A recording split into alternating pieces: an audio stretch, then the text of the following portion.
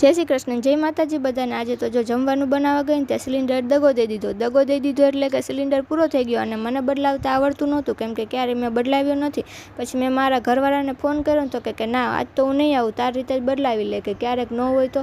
એટલે પછી જો વિડીયો કોલ કરીને એને મને કીધું ને મેં સિલિન્ડર બદલાવી લીધો અને જમવાનું પણ બનાવી લીધું અને ચકીને પણ નાખી દીધું। એટલે એ એનું કામ કરે, હજી આપણે જમવાનું થોડુંક બાકી હતું બનાવવાનું, એમ કે આજ બનાવવાનો તો રાજગરાનો લોટનો શીરો। અને કોને કોને ભાવે તે જરા કોમેન્ટ કરજો। મને તો નથી ભાવતો, પણ જે ભાવે એના માટે જ બનાવવો પડશે ને।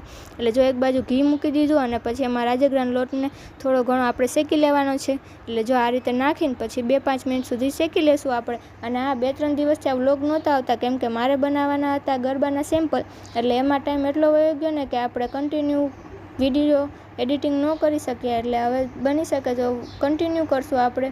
અને જો ગરમ પાણી નાખી અને એકદમ સરસ રીતે આપણે શેરો બનાવી લીધો।